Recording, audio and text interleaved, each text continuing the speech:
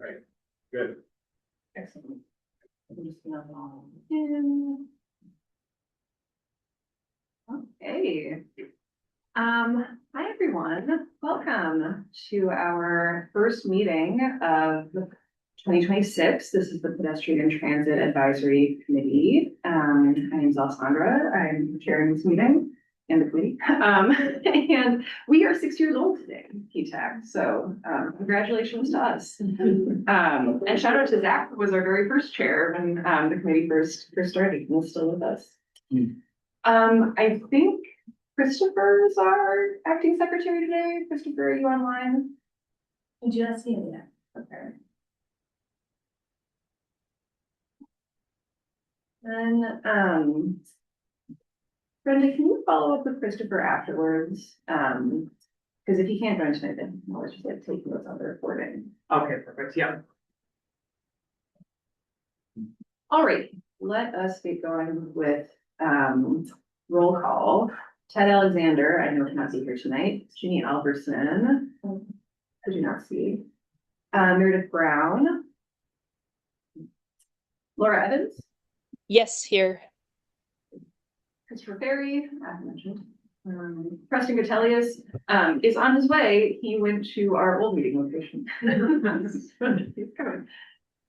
Oh, Vic Meredith. Okay, great. Thank you, Meredith on screen. Hey, yep. Keep going. Stoker Harai. Brenda Marvin. Here.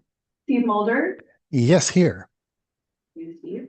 Barbara Myers. Yes. Here. Pinar Kunis is not here. Vitor cannot be here tonight either. Zach Rosenberg. Here. Also, I myself and Mackenzie Webb. I'm pretty sure that gets us full run, right? Let me do a quick check.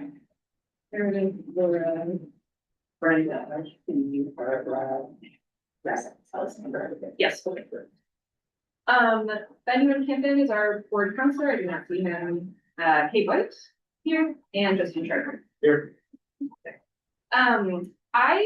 We have a little bit more time for procedural business tonight, so I would actually love to take the opportunity, since we have so many guests, just to have folks introduce themselves. So maybe we can start around over here. Just say your name, maybe where you live in Somerville, and a little bit about why you are hosting. Hello, my name is Indigo. I live in Medford, but by Tufts. And I'm at the meeting today to talk about how I don't want to get hit by bikes getting off the bus. Great. My name is Alex. I don't even from the Northern Grade Sports Column as a member of the Writer Transportation Access Group, which rose with speaker disabilities for access with the PTAC. And hear about bike lanes and accessibility issues. I'm Tom Gilbert. For the name printed in the MBTA lawsuit, that was settled in 2006. And again, I'm also a RTAC board member, and I'm also here for the same reason that Alice and Linda over here. I don't want to go by bikes. I'm not happy if someone said it stops. But that's why I'm here. Thank you. Hi, I'm Emily Kransky. I live in the Devon Square area of Somerville, and I'm here tonight because I work in the transportation engineering space, and I want to more involved in Somerville, and also just hear from people who use transportation. I'm Susan Foley, and I live in Teal Square, just a hill here, and I also want to get more involved in I'm a pedestrian in the Somerville area, and feel like that's something that I might be able to contribute to Massachusetts. Awesome, thank you. Hi, I'm Jackie Stagneri. I'm here as a city staff. I'm a project manager over in the parking department next door. So here to join the conversation about traffic commission. And I'm also a Spring Hill resident. Hi everyone, I'm Nick. I live on Spencer Ave, kind of in between Davis and the Dune Squares. And I'm just a concerned citizen. I'm looking, I live by Union Square, and just generally interested in transportation. Thank you all for being here. It's wonderful to see everyone. Oh, good. Christopher, I see you. and our guests, who's going to be the panelists. And Christopher, I think that you're taking minutes tonight. Are you all set to do that?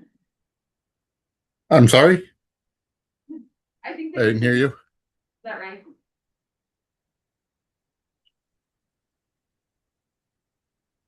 I don't know whether I'm muted here. I can hear I you. didn't hear what the question Christopher, was. but I cannot hear the room either. Eh.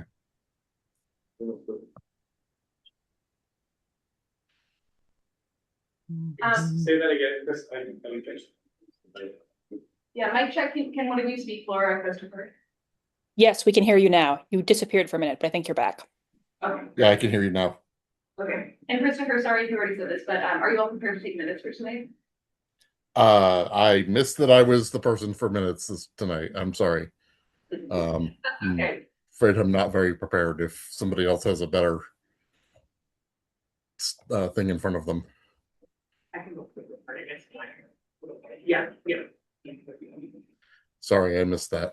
Oh, no worries, Chris. I'll just take the recording and I'll take over the minutes. Thank you. Okay, wonderful. Let us talk about our December minutes. Does anybody have any proposed changes in the minutes? Seeing none, I motion to approve our December minutes. If you agree, please say aye. Aye. Announcements. We have a number of announcements tonight. I'm going to kick it to Brenda. Yes, speaking of the minutes, please, if you have not, take a moment to check out the acting secretary sign-up sheet and add your name to the list. I will send a link to the acting secretary list after the meeting, so you all know where to find that. Yeah, so it's been around 6 months since you've done it. It may be time to check in and think about when you can attend and use that for us. Thanks, and thank you everyone for your help with it. It's great to be able to pass it around. And just a reminder that serving as acting secretary is a requirement for sure. So that. I'm going to pass it to Kate and Justin for an update on our new member recruitment. Yeah, hi everyone, again, Kate, I am a staff liaison for the committee.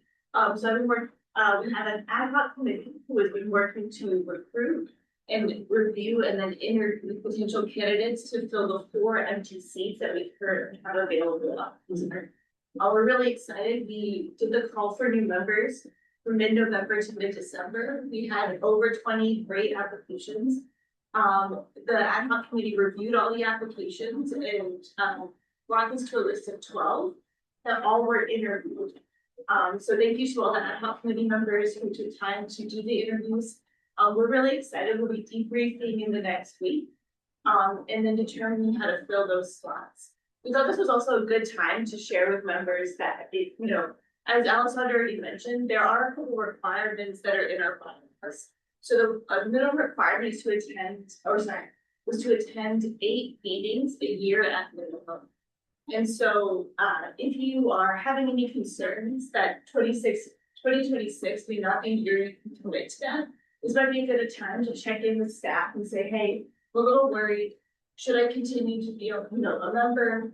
In addition to those requirements, you must table at a public engagement event at least 1 year with PTAC, as well as serve as active secretary taking the bids. So those are just the minimum of being a PTAC member. Again, we're always looking for folks to be deeply committed to this committee. And we thought it would be a good time to check in, given that we have this opportunity with lots of interested folks who want to participate in the committee. And that if there are more than 4 slots that are available, this would be a great time to maybe open up more of those slots so that more people could participate if some folks are worried about their own ability to commit to it. Are there any questions regarding that? So the actual question. So right now the call is closed. We did do an open public call and under the city's requirements for releasing these seats to the public is to take applications during that call and follow this process. As you can see, these meetings are always public. And so members of the committee can always attend on the 3rd Thursday each week. But it's also for anyone who is a current committee member, but isn't sure they can stay in that commitment. That doesn't stop them from attending in the future. as well as any interested folks who are part of that process, who don't get brought on as official committee members can still continue to attend. So we're really excited. We'll be working on trying to fill those slots. Our aim is to actually get towards the February meeting to have those decisions. But it'll also be a little bit determined on having all of that set up so that the mayor can sign off. And as you know, it's a new mayor. It's a lot of things on his plate. And so we're just working with the administration to identify how that process can occur. Just want to thank again all of the committee members who have taken the time to get their evenings where they dedicated to interview candidates. So just thank you for your time. That's one of the reasons I'm encouraged to join, because we have a new mayor now, so we start. I want to just quickly address Laura's question in the chat. Where does the cap on membership numbers come from? Justin and Kate, correct me if I'm wrong, but I believe it's not a formal like hard cap. I think it's just getting above like 20 members is kind of unwieldy for the committee, and then it gets difficult to like make sure that we're at quorum, for example, for our meetings. So it's more that we just strategically maybe do not want that many members in order to keep the committee functioning well. But then we do have a formal floor for members, which is 14.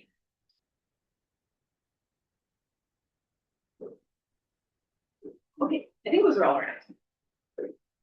I think the last thing that I realized that I did not do is that we have some guests online. So I'm just going to read your names for the minutes. Cecilia Handy, Karen Malloy, Vita, and Sebastian Lopez. So great to have you all online as well. All right, let's move on to our subcommittee updates. I believe that community events is the only subcommittee that met. So I'm happy to give an update. We met last Monday, myself, Ted, Barbara, and Preston.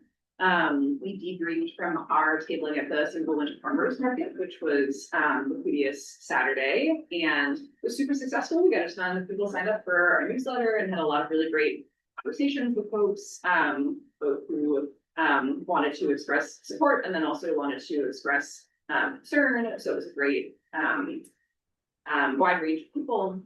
We are continuing to plan our engagement schedule for 2026 with Kate very actively. So thank you, Kate, for being attention to this. The most like immediate upcoming tabling event is going to be Lunar New Year celebration organized by the Somerville Office for Immigrant Affairs. That's going to be on February 14th. Somerville Office of Immigrant Affairs. Yeah, so we're going to be tabling with mobility. And if folks are interested in tabling with us, please let me know. Happy to have folks join the table. We'll also be planning a community walk in the Broadway Maroon project area, probably sometime in May, so a little later on, but just wanted to give folks a heads up on that in case you're interested in that project at all, since it's going to be a pretty major construction. And then we are tentatively thinking about hosting a walk audit in Assembly Square, either in April or July, following the success of our Union Square walk audit. So keep that momentum going. You know, also about Assembly Square, why you don't have a bus that goes to the courthouse there from the Orange Line station? So that's a great question. I think we are going to try to stick to the topics that are in the agenda. No, but it's just say you brought up Assembly Square, there's maybe move it on. So Totally. Just to the side. I think we will learn a lot about Assembly Square with that in mind, and many other things when we walk around there. Okay, those are subcommittee updates. On to our first kind of major agenda item, which is we're going to have a presentation on the Traffic Commission. So Mobility and Jackie as well are going to tell us a little bit about just like what the commission does. Because when I first joined the committee, I kind of knew, I was like, okay, there's a Traffic Commission. I don't quite understand what they do. And I assume that is the case for a lot of other members and just also just members of the public. So hopefully tonight, the goal is to really get us a better understanding of the commission, but more importantly, its role in transportation related decision making in Somerville. So I'll pass to first step. Oh. So thanks, everyone. Again, Kate, gonna be talking a little bit about the traffic commission, but Justin and Jack here also help, or happy to kind of answer any of the questions. As Alessandra mentioned, we wanted to kind of give kind of a basic 101 of what is the traffic commission. And so we've got some kind of baseline of what are some of the regulations that enable the commission. What are the kind of typical agenda items? So I'll get into that this. So very briefly, it was established in 1978. We actually have a craft version of the 1970 Act, which is kind of fun. It's called an act establishing a traffic commission in the city of Somerville. This one used to be the Western Junior High, 1978. And so this, and we'll get into kind of what is that enabling legislation and how that, how is the traffic commission made up. But I just wanted to highlight that the traffic commission may adopt, alter, or repeal rules and regulations not inconsistent with the general law as modified by this act relative to vehicular, pedestrian traffic in the streets of the city, and to the movement, stopping, standing of, or parking of vehicles on and their exclusion from. So just really that is kind of the main goal and very legalese, that is both from this act as well as from the city's previous city charter. And I only just named the previous city charter is because some of you might be aware, the city recently voted in a new charter. It does not change the existing ordinance that governs the traffic commission. Essentially, the new charter said, this was not addressed. It can operate as it is at this time and would have to be addressed by an additional city ordinance. But kind of basic, it is to kind of really focus on the regulations that govern the streets, or which way the traffic goes, and how is the curve used. So what kind of parking regulations do you see? And kind of the ways that of both motor vehicles and primarily pedestrians in the original enabling legislation. So the traffic commission meets virtually on the second Thursday of each month at 5:30. Wonderfully staffed by our project manager in the parking department, Jackie Segneri. There are 5 seats that make up this governing body. The chair is always at this time, Commissioner of Public Works. The other representatives are the representative of a police chief, is normally a designee of the police chief, a representative of the fire chief, often again a designee, the chair of the city council's traffic and parking committee, and a citizen at large, which is appointed by the mayor and confirmed by the city council. So these 5 members are in charge of approving or not approving regulations that come before them. These meetings are always public. Public comment is at the discretion of the chair. And so you might see in the agendas that there are different agenda items. It is up to the chair to allow spoken public comment, but written material can always be accepted and included as part of meeting materials. Decisions are recorded in the city's traffic regulations, along with kind of all of our other traffic regulations that are within there. These are linked on the presentation set that was sent to you that we posted to the city calendar posted this meeting today, but also available on the traffic commission website. Decisions by the traffic commission can actually be appealed by petition, and these petitions go to a traffic board. So I'll next discuss a little bit about what is a traffic board. The traffic board serves to only hear appeals to traffic commission decisions. We've included some of the legalese speak again that determine the different types of petitions that can be filed. But in short, essentially that if a decision is made by the traffic commission, shortly before that decision is implemented, a petition of no less than 50 residents can submit a petition, and then that will have to be heard by the traffic board. On the flip side, if a decision has been made, it's had the mandatory 30-day advertising period, it might even be in the ground, a petition can also be filed by 50 residents to appeal that, whether it's a rule or regulation or even making an alteration to the rule. The traffic board consists of three people. One is appointed by the mayor, one is appointed by the city council, and one is voted out by the other members. So they're just kind of different bodies that one hears the, meets regularly and what makes the decisions on what are the regulations on the street. And then the board serves for appeals, and meets only based on petitions. It does not meet regularly. Yeah. Let me talk a little bit about our typical traffic commission items. You might be aware of ones that are more related to some of the projects that you discussed at PTAC, such as, we get to kind of the larger parking regulation proposals that come with a street redesign or street reconstruction project. The traffic commission also hears applications for accessible parking locations specifically tied to a resident. So a resident can apply and get one put, nearby their home or on their street, that is specifically a resident accessible. Then we also get a lot of loading zone applications that, we talk about loading zones in some of the projects that we discussed, but businesses and often a collective of businesses will apply together to get evaluated and then a new loading zone put in place, and that's something the traffic commission will look at. They look at fire lanes, they look at new safety zones, which actually the majority of our city on our residential streets are covered by safety zones, but that was a big effort made in kind of the 2021-2022 period. But they can regulate the speeds on the street. They'll also look at things like new metered parking. Lastly, they'll also look at the directionality. So if a street is going from two-way to one-way or vice versa, they determine, or they have, kind of a say on, is that allowed? Is that if we're changing the kind of direction of a street? And as I mentioned at the top, they look at a lot of the, they receive parking regulation proposals for our major street redesign projects, whether that be quick build or construction. But I want to talk a little bit about how they see these proposals. So, example of kind of the parking regulations they might see. We show this in an example if you're familiar with Washington Street between Beacon Street and Union Square. This is an example slide deck. I'm going to describe kind of both options. When we come to the traffic commission, we present the existing conditions.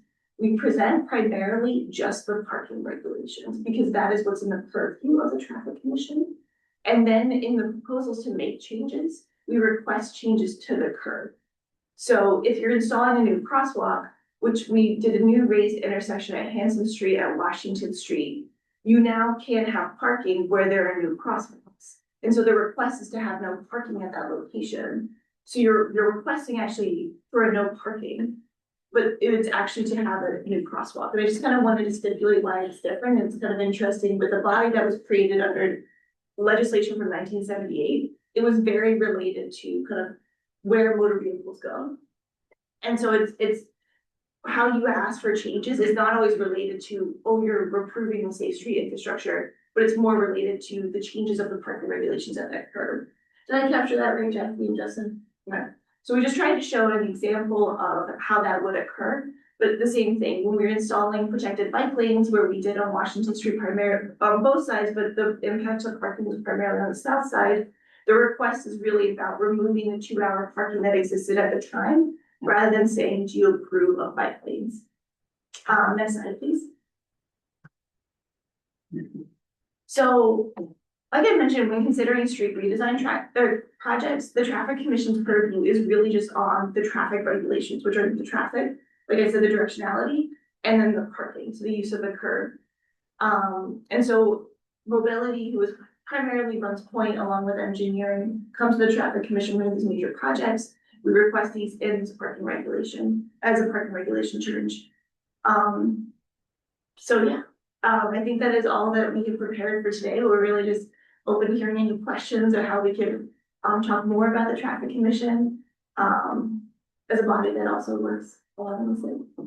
Has there been any, I'm sorry. Oh, do you know what? I just wanna, if it's okay, Alexander, how do you wanna field questions? Yeah, yes, I would love to move to questions.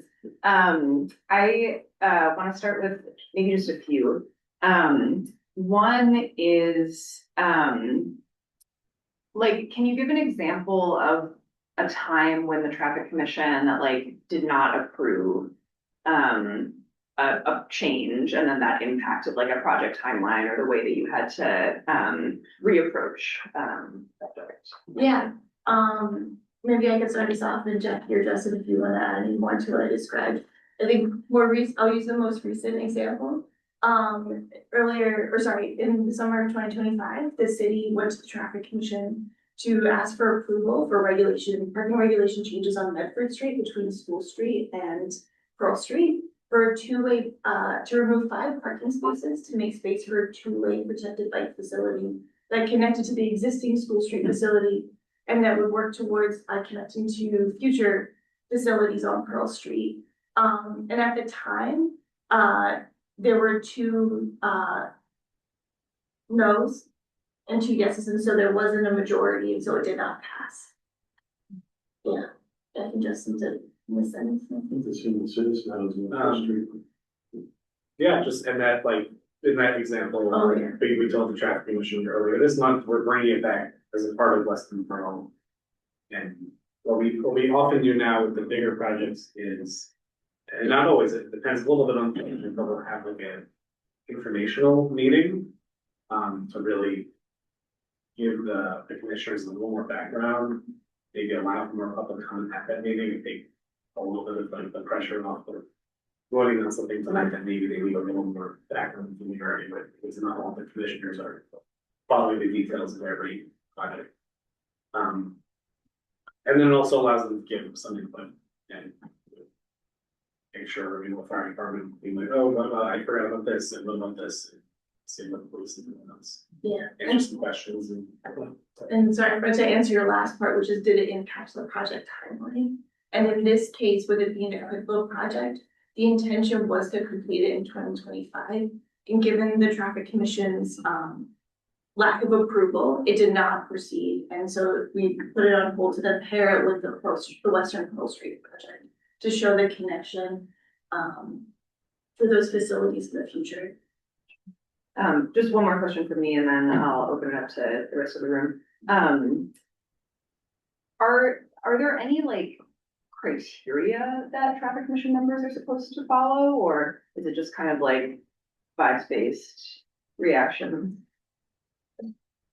There's nothing specified in the ordinance. It just specifies again the makeup of the body and, you know, who the specific members are, but I don't think other than that, there's any like specific language about like what they must consider.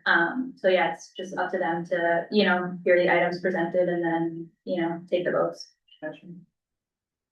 Okay, other questions? I know, Tom, that you had a question that you wanted to raise. So the traffic commission, we've talked about, where do bus stops come into play in this? Because that's the question that a lot of us, I think, are wondering about, because I grew up in Somerville original. And I think things have gone on here I won't go back to the past, but things that have happened that I've not been happy with. And regarding bus stops, and really, and this is why I'm here tonight, and I'll be at future meetings too, seeing that we have a new mayor now, we have a new start, so I think it'd be good to get involved now, and this one tag. With the traffic commission versus an MBTA bus stops, and your interaction with the MBTA, especially system-wide accessibility, and system-wide accessibility, because they have their guidelines of how what the bus stops, whether they're safe or not. And I'm sorry, but there are some stops around that are redesigned that are not safe. There are ones that are, like the one at Linden Street and the one at Bering Street. At least you get up there, you have the safety fence, you get a bench to sit on. So you're waiting for the bus, so you have to connect. You don't have to be worried about getting hit by a bicyclist, because you have a barrier between the safety fence and the lane. But some of the other ones I'm not happy with, especially the one outside here going outbound.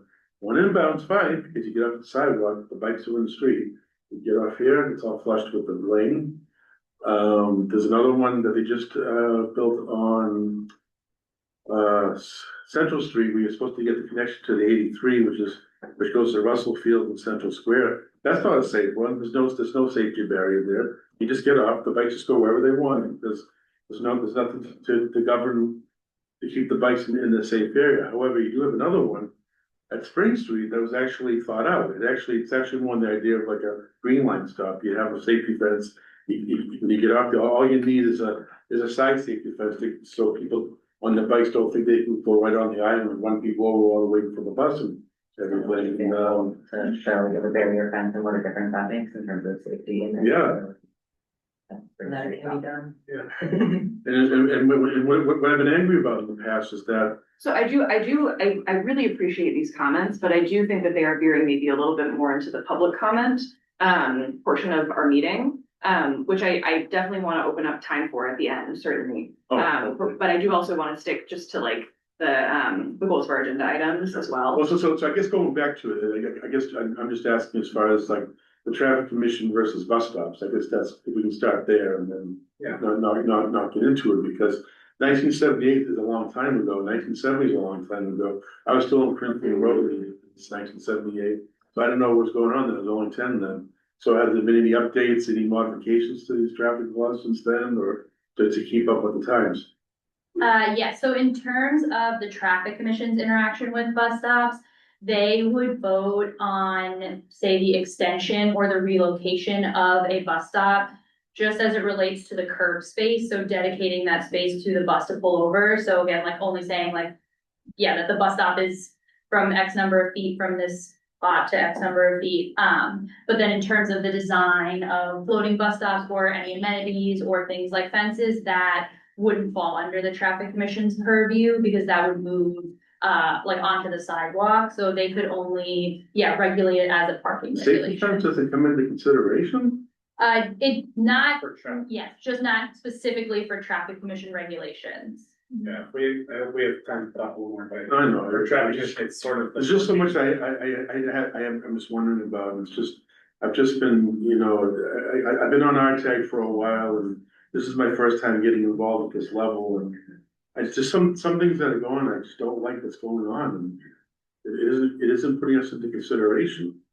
I know regular bus stops, like what you're saying about the traffic commission, that near side stop is supposed to be 80 feet at the near side, when the bus is 40 feet, the far side stop is 60 feet, and the mid stop is 100 feet, considering that the buses are 40 feet. If we have the silver line go through, that's different, and they gotta be longer, but they don't meet those specs. I'm sorry, the one at Western Ave does not meet that spec. The driver always has to pull to the apex to get on, which I'm not faulting the driver. It's great that the driver does that, but on the other hand, I thought for safety that the driver is supposed to be able to get fully to the back of the bus and the front of the bus safely at the sidewalk, including the back door that the people go out on. So I do want to clarify that, I think those considerations are certainly like in play when mobility, redesigns streets. But like the specific thing we're talking about right now is like what the traffic commission does, and those specific considerations do not come into play. I think that's kind of what we're trying to get into, is like what is their purview, what do they govern, which is the concern of our committee right now. But I mean, I think your concerns are extremely important, and it sounds like there's a really valuable conversation to be had around the design of bus stops. So Right, to start, yep. Yes, absolutely. And we're very glad that you're here to make those comments. I just want to keep us to our agenda as well. Yeah, it's worth adding that they can certainly ask about any of that. It's, they can decide, they can ask whatever they want. They can ask those sorts of questions, but just in terms of they're not approving the design, they're approving, are we allowing parking here? Are we not allowing parking here? We keep a list of bus stops. They're like scheduled bus stops. That's specifically what their power is. They certainly can ask any of those questions. Because the MBTA has been a state agency since 1964, and I just don't get why now we still don't get it, as far as the towns and cities in general working with the T to make it safe and to make it happen. So just it hasn't been the MTA since 1964. It's 60 years on now, and it's a lot of it's the same old. Things have to change. So I'm gonna open up the floor and see if there are any other questions or comments about the traffic commission. Okay. Okay. Go ahead. Thank you. I have a question. How often in a school year does the board convene? Like, do people very frequently sign petitions to try to overturn a decision, or? I can speak to that. The board did not convene, I believe, for about 10 years until 2021. Okay. And it was kind of recreated based on the petition that was received. And in that time, I believe they met they heard 3 petitions and hosted 3 public hearings. I see. And the last one being, I think, the end of 2023. Okay. They've not received a petition in 2024 or 2025. But there are members who are ready to get together if someone should, yeah. Yeah. Guess you could always double check with them. I serve as the staff liaison for traffic board too. Yeah, at this time, no one has shared that they're no longer participating in the board. Got it. And just to clarify, so it's only a group of voters who can appeal the decision of the traffic commission. It's not like the mayor or like city councilors or staff, for example. Correct, if you register voters, the elections commission does the certification. And yeah, 50 voters, city councilors are voters, so that's true one, but. Oh, so someone who worked in Somerville only, but didn't live here could not. I would have to double check, but I believe it is just registered voters, so Okay. residents. Got it. Was there another question over here? Unmute audio. I'm sure someone would. Go ahead. Is it okay as a member of public? Yes, to ask? absolutely, please. Is there a definition of what a vehicle is and has that changed since 1978? Is it broader? Is it an automobile or a bike or what's the definition of vehicle? I believe there is a, Yeah. I believe it's defined, but I cannot rattle off the definition off the top of my head. But yes, I believe that it goes, that it specifies in the regulations. And I think it's also in Mass General Law, what a motor vehicle is, and they recently did an update to clarify lower speed e-bikes versus mopeds and what's a vehicle. Yes. Thank you. But bikes are also vehicles, so they all fall under that. You mean like a pedal bike, right? Or did you say e-bike? I'm not an expert, I'm relatively certain that the traffic commission can apply regulations. Bicycles as well, we go there for like an accept bikes, placard, or one-way street. But maybe some nuance for that. No, that's a very good question. There's general. Very good. I know there's been some issues occasionally with like timing for the meeting with like city council, but is there any potential that that's going to change in the future so that there aren't conflicts with councilors having to leave before votes occur? Yeah, that's definitely a conversation we've been having, among the counselor on the commission did raise that issue and staff were also having conversations about it. The chair position is switching. The previous DPW commissioner departed the city a couple weeks ago. And now that interim one is in place, he'll be stepping in as chair. And so I think now that that's in place, we'll be having that conversation as a commission to try and find a solution to that.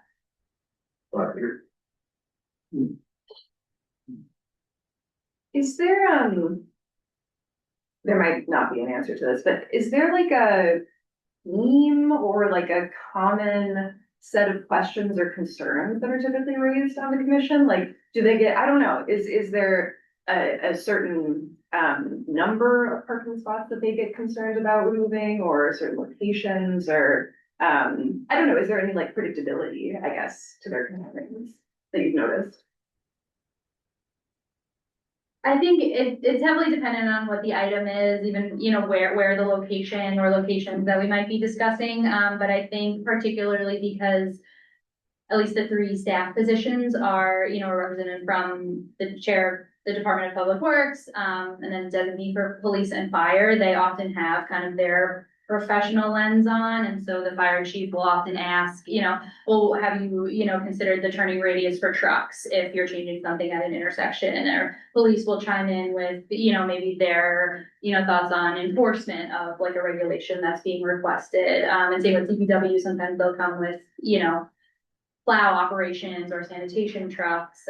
So I feel like they tend to have kind of those, and then as well as, yeah, the city resident representative is also a member of some other advocacy committees. And so, you know, definitely I think brings like personal, expertise, as well as the counselor, she hears from her constituents, she chairs the traffic and parking committee. So yeah, I think it's mostly coming from their personal and professional kind of realms. What's her name again? Which member? You said on the traffic committee, somebody's name I didn't catch it. Yes, the city resident is Lena Webb. Oh, Lena She's the Webb. commissioner at large. Yeah, maybe I'll just speak to some of the items that are part of like larger projects.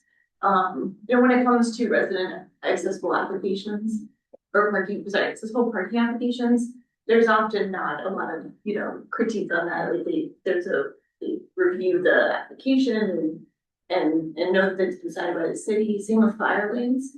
And I will say for loading zones are probably where you see a few more questions, and it's just ensuring that, is the loading zone going to be used in the times that's being regulated? Are there any ripple effects from that, right? Like questions we've sometimes gotten, are we encouraging loading to happen in the middle of the night? And there could be residents that live nearby. Do you want to think of it more time limited? Or a proposal might be strengthened if there's multiple businesses that joined up, if it's only one, they might say, oh, do we think this is serving the block? Which, all of our parking regulation, or all of our parking is shared.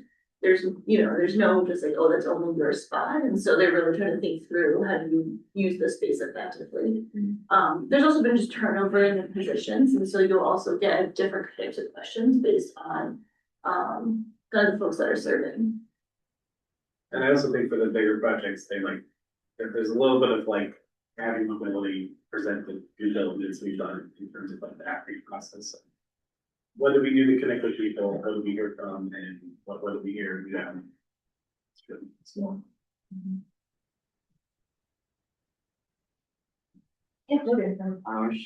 So this is in a couple of things as a side thing, but who tends to take concerns to the traffic commission? It sounds like there's different actors for different types, like businesses tend to ask for loading zones, but is there sort of other ones that haven't come up yet? Like you can't, as a resident, just say, I'm submitting this to the traffic board, I want to remove this loading zone because I feel like it. Is it just each type has like certain people who can bring those applications on? Yeah, and maybe I should qualify, maybe Jack can speak to who can bring agenda items. I should qualify that business couldn't just submit. A business actually applies through a form that's then reviewed by the city.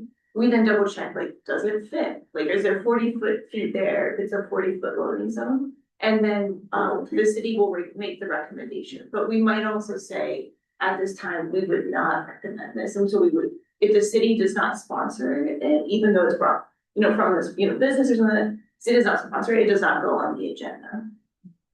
Because the commission often asks us, well, what do you think? And does this make sense? And yeah, so getting on an item to get on the agenda is at the discretion of the chair for this process. And so as it stands now, an item has to be sponsored either by city staff or by a city councilor to make it on the agenda. So yes, someone could not just email traffic commission and say, I want this spot in front of my house to be this, and then go on the agenda. So, it would have to either get sent to the relevant staff or city department to, review it, go through their process, and then decide if they want to request that it go on the agenda. And then similarly, it would have to go to a city councilor who typically does connect with city staff then. And yeah, there's a few. So for accessible parking spaces, the ADA coordinator has to be involved in that conversation. So say it's for a resident, there's an application process that they have to complete, and then the ADA coordinator would review it and sponsor it. And so she would be the one asking for it to be placed on the agenda. And then like fire lanes is another common one. Those have to be requested by the fire chief. And so he has a format that he follows, and so he will request it of the commission.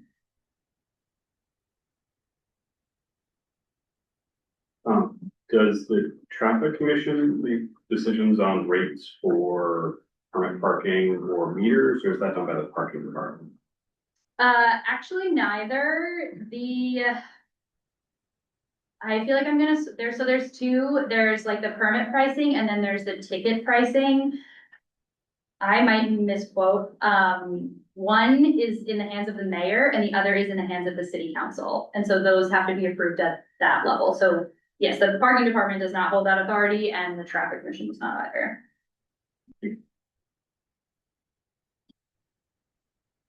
Anyone online have questions? Yes, go ahead. I guess obviously it's my first time attending this, so from what I'm gathering, it sounds like, well, I mean, I'm curious in the sense of things like Unmute audio. new bike lanes. Like I hear that you guys care about the curb, but from my perspective of using a rollator most of the time, like I know it's not a traditional curb, but like when you're adding a bike lane into a sidewalk, to me, you're adding more curbs to try and like use your language. So it's interesting to me that, I don't know, I'm just hearing that there's no accountability for actually enforcing the ADA and things get approved. And then the only way is going kind of backwards in terms of like enforcing it. Like we keep, like, I don't know, like this image is of a non-compliant bus stop that had to go through the traffic commission. So I'm just wondering, as like PTAC, as y'all, do you care about that? Do you care about the fact that the traffic commission isn't enforcing the ADA? Because then, I mean, it just ends up being more money in the long run to have to go through the process of making the new bus stop and then actually making it usable under ADA and I don't know, I'm sure other things. Maybe I'll sort of clarify on the city end before we get to the PTAC's perspective. So today's agenda item was just to kind of bring up what traffic commission was. There's actually Unmute audio. Audio now unmute. how design is developed, and we are happy to sit and talk through any of that. And so before it ever comes to the traffic commission, there are several iterations through various departments, such as the engineering division, which includes looking at accessibility, as well as lots of collaborations outside of the city in close conversation with the MBTA and system-wide accessibility. So happy to talk through any of those, but more specifically, the traffic commission, just based on what the enabling legislation allows them to essentially act on, is just about the curve. And I think that was part of the bringing up on the agenda is that because it's 1978 legislation that just kind of talked about what did the streets exist then, it's not always connected to like how we look at approaching street changes now. I think that was the impetus of, PTAC wanting to discuss it, but it's not reflective of how PTAC feels or how the city necessarily always looks at changing the curve. It is just, it's kind of a one way that we have in the city that only regulates the curve or the direction of traffic. And that's just like the traffic commission's role in this. This is not, I don't know if you want to speak to PTAC's perspective, because I think that was also your question. I'm not asking about your perspective, but I guess my question is more like, what are you doing to advocate to stop making the bad usage of the curb? And is that to city staff or is that to PTAC members? I'm happy to address the question whatever way works both for you. I mean, I'd like to hear both perspectives in terms of advocacy. Yeah, sure, I'm happy to speak to the PTAC perspective. I mean, we collaborate with the city to review any projects that they are pursuing, whether that be a reconstruction project or a curb build project.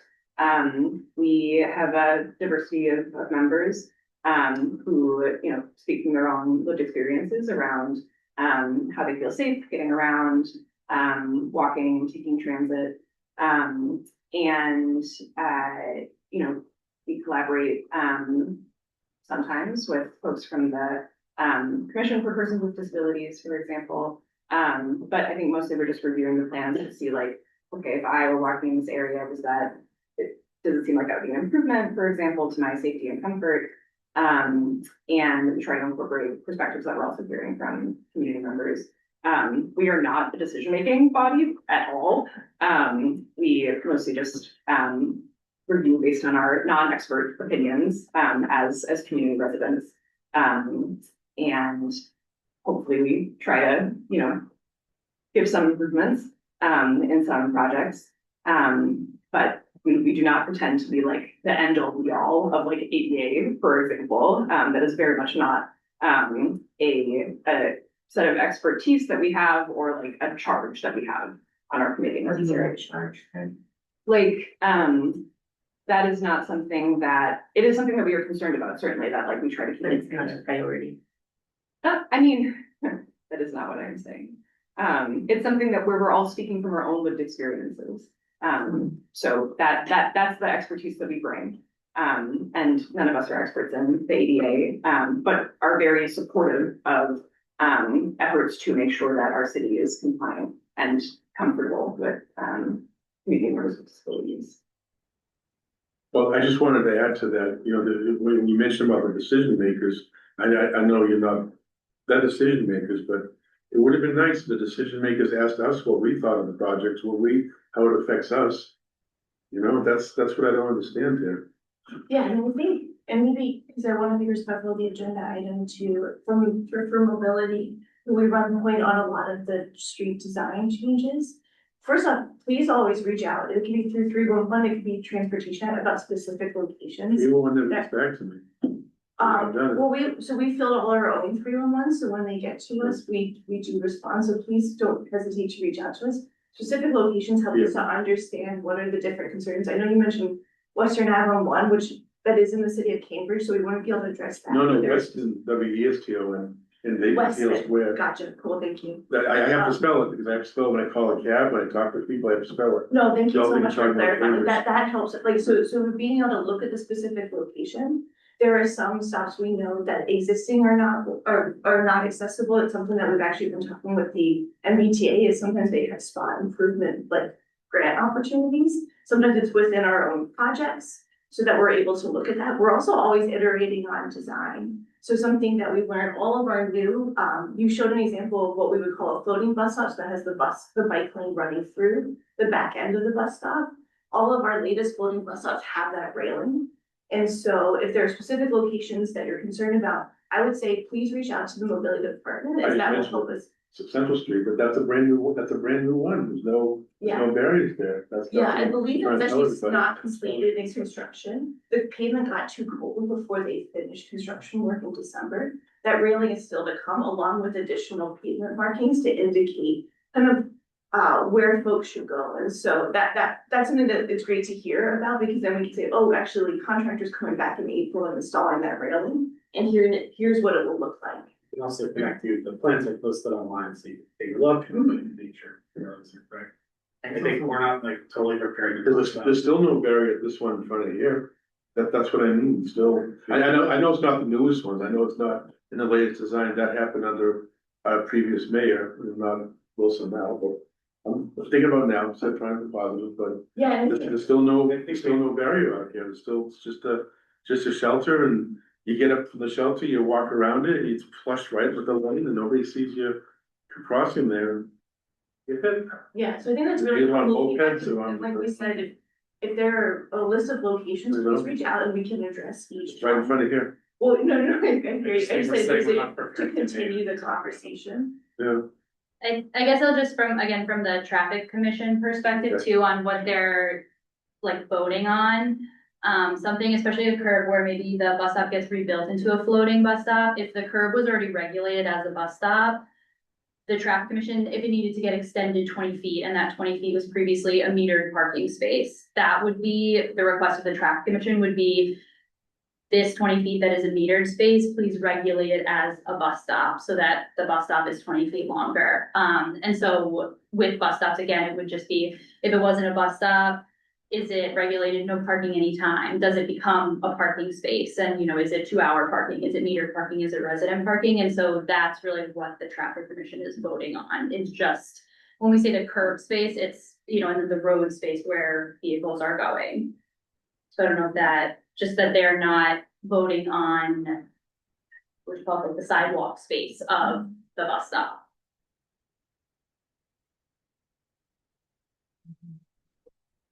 We're at the end of our allotted time for this agenda item. I just want to make sure that nobody had any lingering questions about traffic commission before we move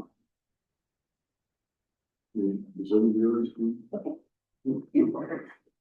Our next agenda item is going to be a little bit of a two-part on snow clearing broadly is the theme of this agenda item.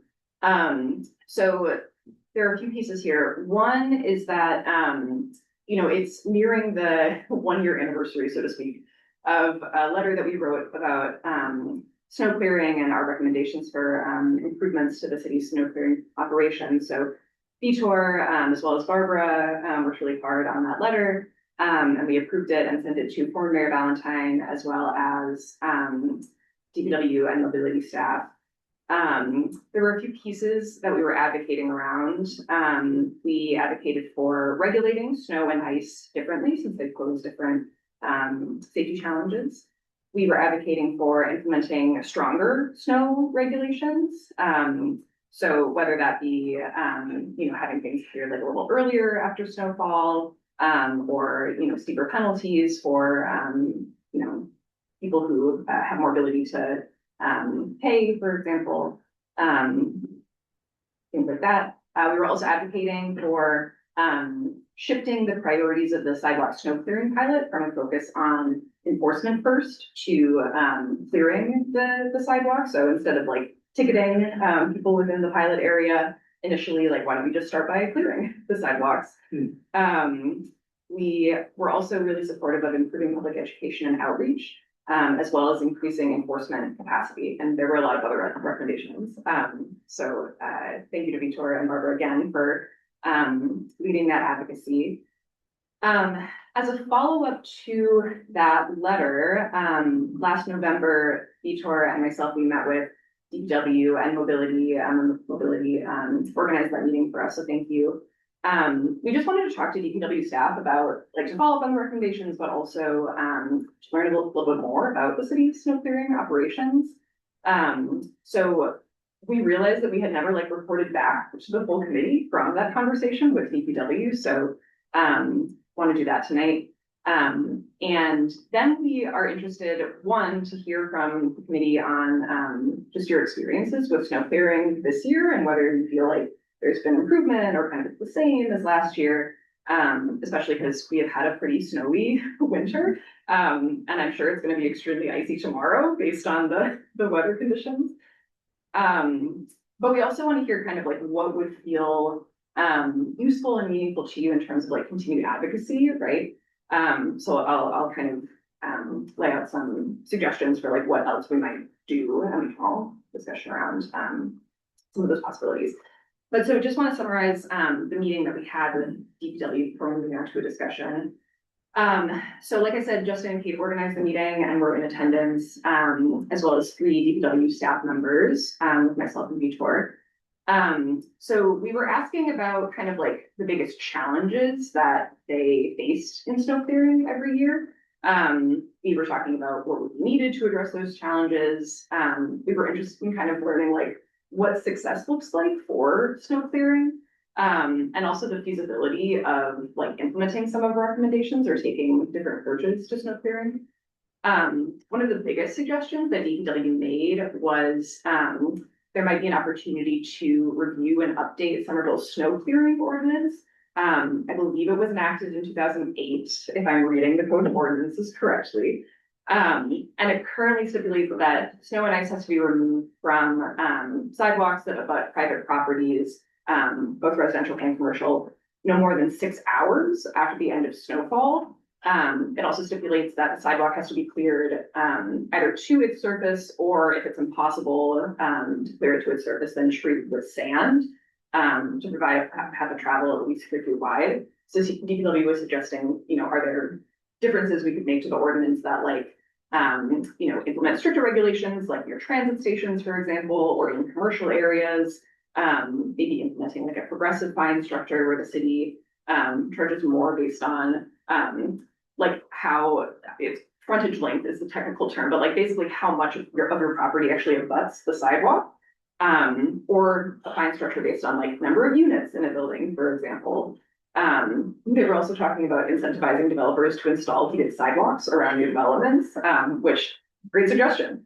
Not sure how to implement that, but we did discuss the potential of shifting the sidewalk snow clearing pilot from enforcement to clearing. DPW was saying that doing that would likely require a frontage tax. So basically like the residents of the enhanced enforcement areas, so to speak, which are currently School Street and Broadway, will be paying for those additional services if the city were to really allocate resources for actually clearing the sidewalks of their homes. We asked about like what the biggest challenges were, and DPW staff said that human exhaustion is the biggest one, especially during like a long and intense storm. People just get really tired clearing the snow. And we asked about staffing levels. They said it would be helpful to have more contractors as well as more in-house staff. They made the point that contractors were really helpful, necessary really for larger storms. But that with more in-house staff, DPW could take care of the smaller storms without having to rely on contractors. But they were saying that it can be really difficult to hire right now, for a number of reasons, but one of them being that currently the positions that do carry out the snow removal, a lot of them have like certain licenses as job prerequisites, like a commercial driver's license, for example. But some of those licenses are not like strictly necessary to carry out the snow removal. So they were thinking about like maybe that can be changed to make it a little easier to get the staff they need. Vitor could not be here tonight, but he sent some notes for me to share as well. So I think his big takeaway from the meeting was the need to really like increase ISD capacity. So ISD, the Inspectional Services Division, Department, question mark? Department, thank you, Justin. Because right now, it seems like there's opportunity to do greater enforcement operations during and after snowstorms, especially around ice on sidewalks.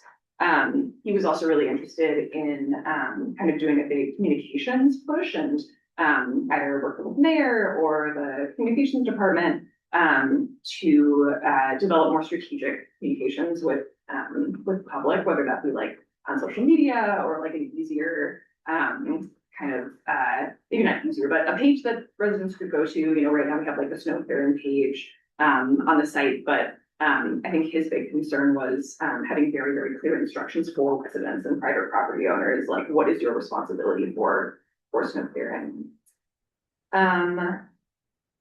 Oh, and then another idea that Vitor had was, DPW, they have a list of city employees who are not employed by DPW, but who have signed up to volunteer to help with snow clearing during large storms. And Vitor is making the point that there could be an opportunity to do that with like ISD as well, where like maybe we just have people volunteer from the city to like serve as snow clearing inspectors during a large storm. And that's shows sort of up like like us. overtime pay. Yeah. So that's kind of like the summary, excuse me, from the meeting. In terms of, I'm curious to hear everybody's thoughts on that. I'll just throw out some additional advocacy opportunities that we can consider when we make comments. I'm just gonna make this comment and then we can go to discussion. Tom, thank you. So some additional avenues for advocacy, we could, like I said, recommend revisions to the snow clearing ordinance. There could be an opportunity for like a ad hoc subcommittee or design review or something to kind of take a look at the snow clearing ordinance, maybe collaborate with Ben, who's our new city council representative. We could also try to have a meeting with our new mayor, Mayor Wilson. He is posting office hours every Thursday evening. So that could be an opportunity to speak with him and kind of reinforce some of our recommendations. We could also see if we could meet with Inspectional Services or with the Communications Department if we feel like conversations with like those individual actors would be useful. We could of course write another advocacy letter. Or we could work with Ben, other counselors to kind of just elevate more of these concerns and collaborate and see what's possible. So I think there are a lot of opportunities depending on number of interest and capacity. I'm gonna stop there. I'm interested in just everybody's experiences getting around this winter, like how you think snow clearing has been, if you've had any close calls or concerns. And also if you have any questions about the meeting that we had or if any future advocacy opportunities feel like really interesting to you. Yes, sir. Yeah, I'd love to jump in on this. At the table and at the farmer's market, we had a few people who came by and spoke about it, the dangers of uncleared sidewalks, and up until whatever this big storm is, this winter has been the kind of snow that is particularly problematic. It's very small, very frequent storms that many people don't clear. They have some sunshine during the day and then it's icy, terribly cold the next day, and it does ice. And pretty soon we have ice that you can't really remove. And I see people try and I see lots of salt and sand, but if you don't get the snow before that thaw and freeze, you're looking at ice for quite a while. So, the people that I spoke with at the farmers market were concerned, and for me, it's always, I would love to see us get more involved in advocacy on this issue. I think, it's a great risk for, old people or for people who have physical, any kind of limitations, anybody pushing a stroller, all manner of people have trouble. And I think it's not something we should let go. Do you, just to ask directly, do you have any specific like avenues that feel like compelling to you for additional I think advocacy? most of the things you said sound gross. Just gotta give up. Yeah, I mean, I do think it's a serious issue and, as I said to Vitor when we first worked on it, fining and punishing people really isn't the answer. I don't want to see my neighbors let it go and pay a fine. I want to see my neighbors clear so that I'm sure all of us have had the experience where very often they have to walk in the street because it just doesn't feel safe. And of course that has its own risk. So I do every one of the things you suggested. I'm a bad one. Other thoughts? Yes. I don't know if folks remember during the pandemic, there was a man that did stuff with you, wondering what's going to and I'm shut up people's areas. I just want to bring it up, is there some way to make this amusing and fun and engaging? And I'm wondering about those students that are at Tufts, those high school students at Somerville, if the problem was posed to them, if they. Unmute audio. Through youth engagement or community engagement, if they could recommend some strategies, maybe like a buddy system of sorts, or some kind of thing, some of the high school students were starting an initiative, and then use social media and made it fun, creating, something where that was such a national news that phenomenal survey. I'm not going to remember, but I have remained upright so far this year, which is good. But there's a youth engagement question here in our town. Tufts and Somerville High School are huge aspects. So do they have a solution here that none of us could think of us? Yeah. Ginny, I see you're unmuted. Did you want to make a comment online? Yes, I'm wondering if one of the possibilities for helping people get rid of snow might be to put the teenagers to work when you close the schools. Let them earn a little money for cleaning up the snow. Because after all, they benefit too. Yeah, absolutely. There is a team shuffling program that students can work with ages 14 to 19. They can apply and then get paired up with people at relatively low rates for clearing snow. So it's not free, but it does pair students up with homeowners or whoever needs snow cleared. I do think we also need to get the word out there, small snowstorms. I think people, you know, I don't think people mean to be negligent, they just don't think until the ice comes that these are really dangerous, and if we can just clear them off before they thaw and I've seen teenagers, struggling with that kind of ice, and then they don't have a chance, there's nothing they can do. Just before I move to, you can, is there, so who runs the cycle tutoring program, the teacher on the program? Which department? Normally, so I don't get that till I don't remember if it's good practice about where to use services. Because I think it could be, I think it'd be helpful to like, I mean, this is not the first time that this program has come up in our meetings. And I'm curious if we could like maybe get some like high level data and just like how many people take advantage of the program, how many youth are employed. Because I feel like every time it comes up, we're like, this is a great program, but I don't actually know how much of an impact it's making or how many people know about it. I will just say this, I am a wonky thing, but I was reviewing the forms that you have to fill out to apply for the Team Shoveling program.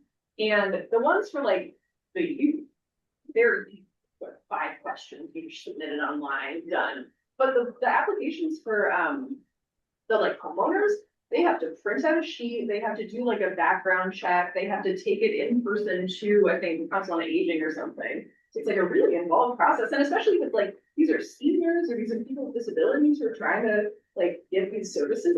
I don't know, it seems like a big barrier to the usability of the program. So another opportunity for advocacy for I don't know, that city employees who volunteer to help us. I wonder if like residents who volunteer and they're very just for like the city, like not just a smaller population. City employees or like residents, like I wonder if adult, not just teens, but an adult resident. Yeah, I'm not sure if that's like a legal, I don't know if there's like a reason behind limiting it to city employees, but I mean, I imagine that it wouldn't, I mean, I don't know if it'd be like a city program, but I mean, there's no reason I feel like you could just like a grassroots movement of like sidewalk snow clearing, moms or whatever, or dads or whoever. So, yeah. I mean, there's a PR thing, look at your block and see the one that is cleared, and maybe these people can't clear it and you put. Yeah, I wanna go over here because I know that you guys have been really patient. Yeah, like there's the for Tommy and I don't have those. Yeah, as far as how the snow is taken care of, when DPW does collect it, and how many snow farms does DPW have as far as if they put in all the dump trucks just get it out of it? How many snow farms are around where it can be dumped to where it can go to? Yeah, I remember this from our meeting, so staff can correct me if I'm wrong. But I believe they were saying that they really rely on vacant properties and lots to store the snow. So I don't think they have like a formal snow farm per se.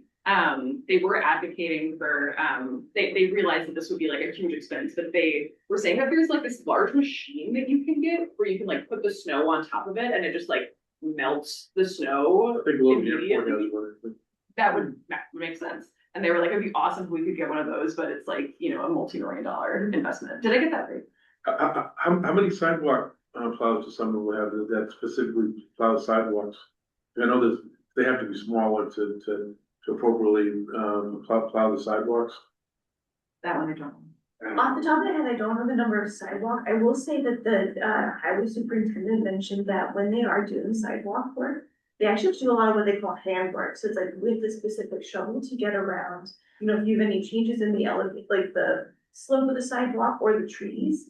And we don't have any, we have so many varying widths of sidewalks. The superintendent was talking through that you just have to bring all types of equipment. There's no just easy one to run. To run like a sidewalk plow. The easiest one are like some sections of Broadway, because that's some of our widest sidewalks. So they are able to, especially by Trump Field and stuff like that, they're able to run, a more, what was it, 4-foot sidewalk plow. But a lot of time they're doing handwork. Yeah, the School Street is one of the pilot streets, and they were just experimenting with that challenging it is. Because of the side of you take just like one up line and they do a lot of handwork. I think with Broadway they could run So I don't know the number though. Yeah. There's some that are in DPW on highway, but there's also the schools and grounds folks. They have their own equipment. There's a split responsibility versus city property. I think it also would help if people were more, if DPW and residents in general were more educated as far as appropriately cleaning up the wheelchair ramps and actually clearing the wheelchair with the tactile, that's actually cleared, not just simply clearing the sidewalk just off the curb alone itself, but actually clearing the actual ramp, over the crosswalk with them. I find lots of times, especially at Dixon Street, that on the Dixon side, it gets ignored a lot, crossing over to on the outbound side of the 87, 80, 89. So if it's often on this side, that's lots of times covered up, so I find myself have to go up there and clean it all the time. It's not even near me, actually. We think that the people there, they shovel it. Common sense tells you that you clear the tactile warning strip that tells you that you're near the street and everything. Yeah. I find that in lots of places not all places, but in lots of places it gets ignored, and there really needs to be a better campaign of that. This is what the wheelchair ramps are for. It's for accessibility, not to look nice and, to simply just clear the way on a normal curve. That's no good, because it isn't accessible to everybody. So you expect somebody in a power chair to go off the curb and go into the street, and they could be using the ramp that could be cleared instead. Yeah, I think, I totally agree on the communication aspect, right? I think that they did, it was previously ambiguous, when they did update the snow cleaning ordinance. Was it ambiguous? Last year or the year before, to clarify, I'm sure that was clear that. It was ambiguous. In addition to that, I just wanted to comment that, under like the class action that Tom was living plaintiff in, the Daniel Feingold settlement with the MTA, that requires us to be ready to work with like Somerville and all these municipalities on specifically snow clearing. So we've just heard from them that they have not been told about some of these things or not been coordinated with.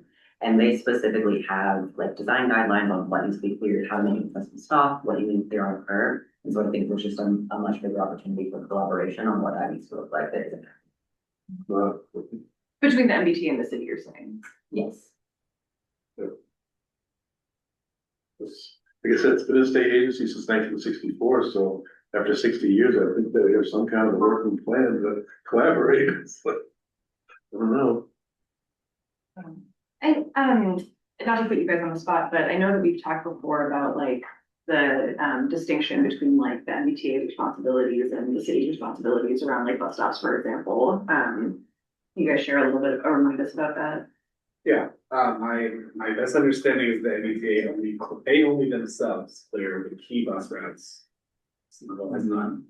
And then the city, I can't speak for forever, but in recent years, we do the snow removal operation at all the bus stops at the discretion of the commissioner, and I interpret that to mean they cannot do it for very small storms, but 4 or 6 inches they do. This past storm, I saw them clearing the bus stops on cross. 4 to 6 inches. I think it's basically at the direction of the commissioner. I don't know if there's a hard cutoff. Maybe in the presentation they shared with us last year, they described it generally as January 22nd, 7. significant snowfall that they now some of those we clear the bus stops during peak. The DPW are also the ones that you've seen snow at bus stops and stuff, well, that's all DPW too. So they'll go out and they'll pre-treat, whether it's with grinding or salt prior. I know they've done that in the one that happened over this weekend. Even though it wasn't predicted that much, just pre-treating the bus stops.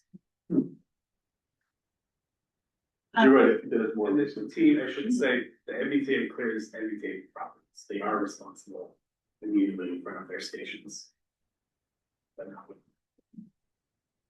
Any other PTAC members have they want to share about their experiences or interest in additional advocacy opportunities? Yeah, I just want to comment. There's a lot of areas around me that are like houses that are under construction, so no one's living there, or like commercial buildings that may be vacant at the moment. And I noticed that like always those are the areas that are not cleared, which like makes sense because like no one is using, like no one is living there, but it's also like someone does own that property, and so that it's tough when like everyone else on the street could clear their sidewalk, and that one, house or building has no, hasn't been shoveled at all, which makes it difficult, but so I don't know if anyone else has like an idea of like what could be done necessarily about that when it's, it's like, I'm sure if there is a vacant building, like they don't care about getting fined or whatever, or, that probably doesn't mean that much to them. They'd be willing to take the fine to not have to go and shovel their property. But I just like, that's something that I always notice every time there's a storm. Yeah. Sort of like bouncing off of that, I would also be curious, I know like the city in theory should know like who owns each property, but I would be curious to know like how true is that in practice? And like how effective is it in like finding someone that like you can't track down? So I don't have an answer to that, but that was a thought. I also don't know like the rates of the fines, like if the fine's like $25, like I don't know what it is, but it's like what a There's big. the rate, both the amount of money and also the rate of the frequency that are administered. Yeah. And collected. Right. Yeah. Do they actually get the money or does this get torn off? Yeah, and what happens if you don't pay the fine? Right, yeah. Yeah, it does feel, and this is just a gut feel, as if there are owners who are saying it's cheaper to get a fine than to pay to have it removed. And I will say, for 3.5 years, we owned a house that was under renovation and we paid a snow contractor with a 1/2-inch trigger anytime there was that much on the ground to clear it out. But I know lots of people don't do that. Yeah, that reminds me, Barbara, one of the other ideas that came up during a meeting with DPW is like, instead of having the snow clearing pilot be focused on particular areas, or like right now it's School Street and Broadway, could it target properties that like are consistently like problem properties, so to speak, right? That like just do not clear, whether it's because they're vacant or because the property owner is, I don't know, an absent landlord, for example. And so could we have like kind of a list of those properties that TBW targeted, instead of like the streets specifically?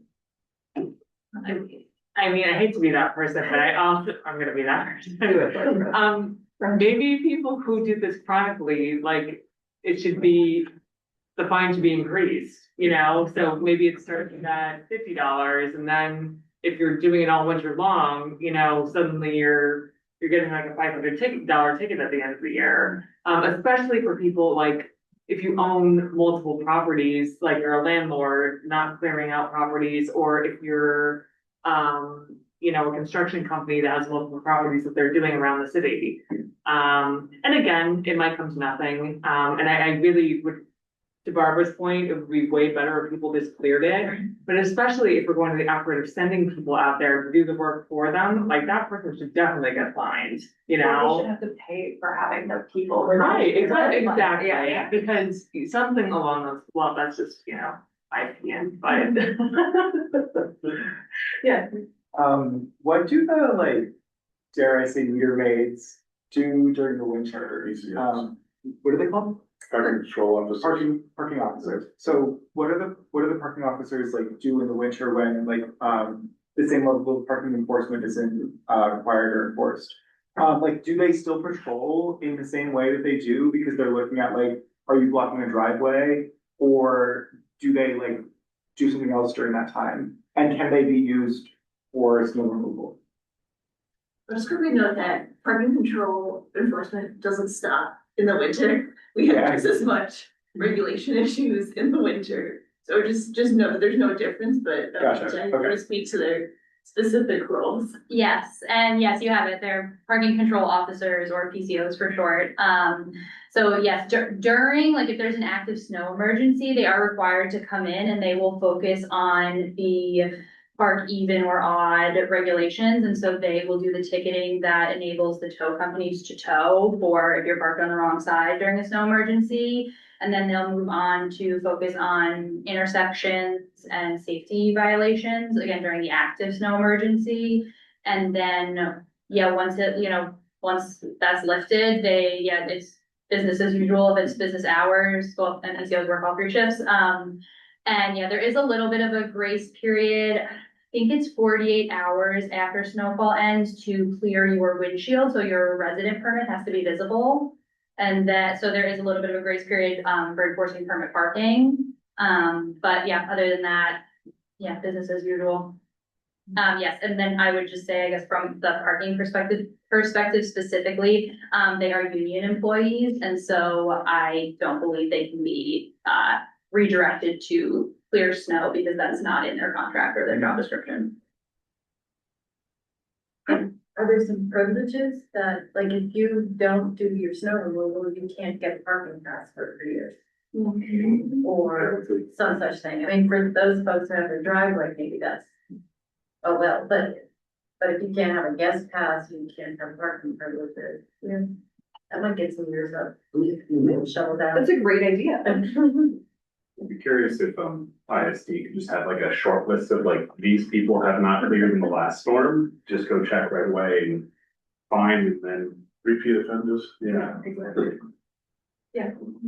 I have a lot of thoughts about different things. I guess my original comment was about just like determining who is responsible for clearing each stretch of sidewalk, but I think others covered that fairly well at this point.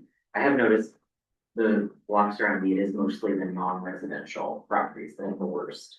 So it's like vacant businesses. I think there's one building that looks like a city building, but not one that the city currently uses, so it's not clear who owns that now. There's a park that I think the sidewalks on either side of that are not cleared super well. So it's like non-residential, and then everyone sort of covered that. I guess thinking back about like some educational campaigns that folks have brought up, so like it seems like there's a couple opportunities for that. So I'm trying to think towards like how do we go towards getting it cleared, not necessarily towards punishing people more.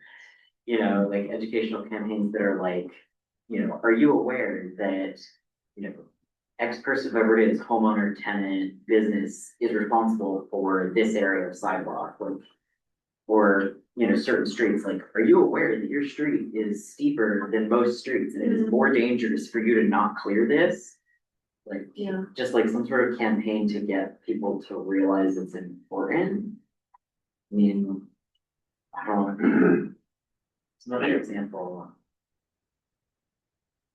But yeah, and that's like the potential role for PTAC that doesn't have a lot of. PTAC has very limited powers in what they can advocate. Zero powers. Yeah. But something that's like, you know, every street that's more than like a certain percent grade gets a flyer that says you live on like a steep street, you know, you're like a snow removal ambassador, your street is much more dangerous than other streets. Or like Put some sleds at the top. yeah, just like, I mean, something that like helps get it cleared. Hey, speaking of, well, there. I'm gonna bring it to Karen since she hasn't gotten a chance to I'm sorry. participate in this meeting yet, but then we can go to you, Tom. Karen, let me allow you to talk. Okay, you should be able to unmute now, Karen. Hi, excuse me. So, I agree with a lot of what's been said about this issue, but I think that only attacking it from like a punitive point of view is missing something here. I mean, there are people that travel. There are people that are ill. There's like a lot of reasons why snow clearing might not happen in a given storm. And this is why I think it's so important for something to be more available in the city in terms of like a snow removal program. whether it's, some follow on to the teen program that's available for seniors right now some other some other program. I mean, I don't know how many times I've been out with the flu, shoveling my sidewalk on Highland Ave as a good citizen, but like it would really be great if there was some other option, or if there could be a couple of I think Alessandra, you said the pilot was on, like, did you say it was on Broadway? I mean, maybe they could be like Broadway, Highland, Somerville Ave, or something. I don't know. I just want to put it out there that not everybody who's not shoveling is like not shoveling because they're, purposely, purposely not shoveling. There are other cases here, and I just wish that there were something more, widespread available in the city to take advantage of. Yeah, definitely. Thank you, Karen. Great point. I do want to acknowledge that we are at the end of our meeting. I think all of these comments and questions have been really valuable. I did want to maybe give like 2 minutes because we passed through our public comment period, but I just want to give you guys an opportunity to like take more time if you want to make any additional comments or feel like you need to express any additional concerns. Just want to open the floor before we wrap up. I have a small comment. Oh, go ahead. If that's all right. Just with the bike lane issue, which we already talked about, it was mentioned that there's collaboration with SWA and with the MBTA, and just what we're hearing as like advocates working with system-wide accessibility is that that's not happening, and specifically that like new projects are not being run through them. And like that's, I don't know where that's coming from or what exactly the breakdown is, but specifically like the ADA and the accessibility needs to be a priority before approving projects. Whoever's responsibility it is, I don't know. And they have design guidelines for everyone, for you to use. And it's just not being implemented, and it's putting people disposed at risk. And I think that we're all really tired of experiencing those risks. That's all. I have one last question. Who owns the Clarendon Busway? Is it Somerville or is it the MBTA? Is it Somerville or the MBTA? Because I begin this answer plops back and forth, which is the reason why that busway isn't being done over. It's all rocky and terrible down there. It's a really good question. I'd love to, if you have an email address with a follow-up. We actually had some folks in the city do some digging on this because we had also been asking folks at the MBTA, while they said it was theirs, and then they kind of were backing off of responsibility. And so we're happy to follow that information. I just want to make sure that we provide it in a way that we understand it legally, based on the due diligence some of our staff did. See, that's the issue, is who owns what, because I would think that it'd be the MBTA because the trolleys used to run along here. Up until the late 60s, that was the trolley turnaround before the buildings went up between 68 and 70. So I would think that any facility that has the toilets and sinks for the bus drivers to be able to go, obviously, I would think it'd be team property because it's for their employees and do whatever they need to do, and it's not compliable. There's no sidewalk there for the bus ramp to safely go out onto. There's no there's one big light there, but it's just down towards the back, towards the second shelter. There definitely needs to be more lighting. So I mean, I would think that there'd be a final decision to say that it's the MBTA property, so the MBTA can do what they want because it's their property. You know what I'm saying? I don't get it. This has been a bureaucratic mess involved for a long time now, and it doesn't seem to be getting rectified. And not to mention, when you get more potholes, they're wrecking their equipment. Each bus costs about $700,000 from NFI. You like smashing up $700,000 equipment? I don't think that doesn't make sense to me.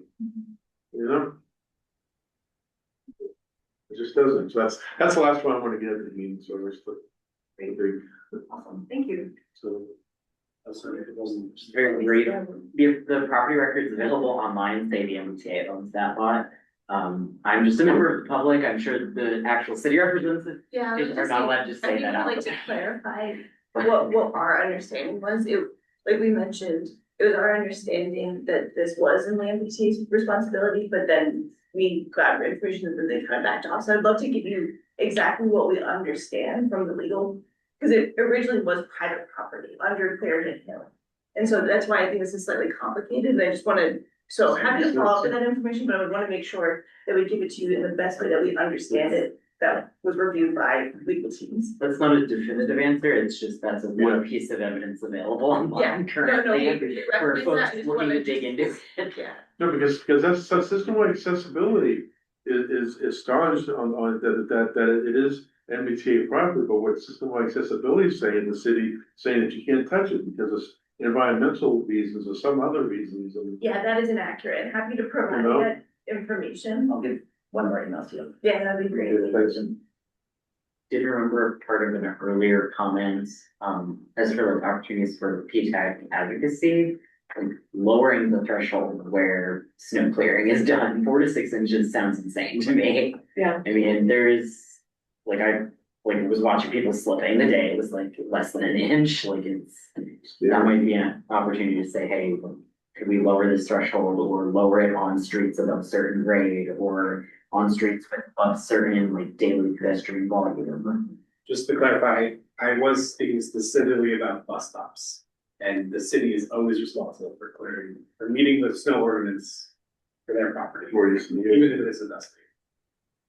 The sort of higher threshold is, are they calling it a contractor to remove snow from the bus stops? Who's responsible for the bus stops below that threshold? Was it the MBTA or? I think it's again, it's not covered by the snow ordinance. It's not city property in terms of like city and part of it. And DPW clears it. It's up to DPW to initiate removal operations. Okay. We are 7 minutes over. I am not going to lose my reputation as someone who ends meetings on time, so we are going to end now. But thank you very much, everybody, for being here. And I look forward, we will have some additional follow-up on snow clearing, and look forward to your continued advocacy on that. And we look forward to seeing you in February. Thank you.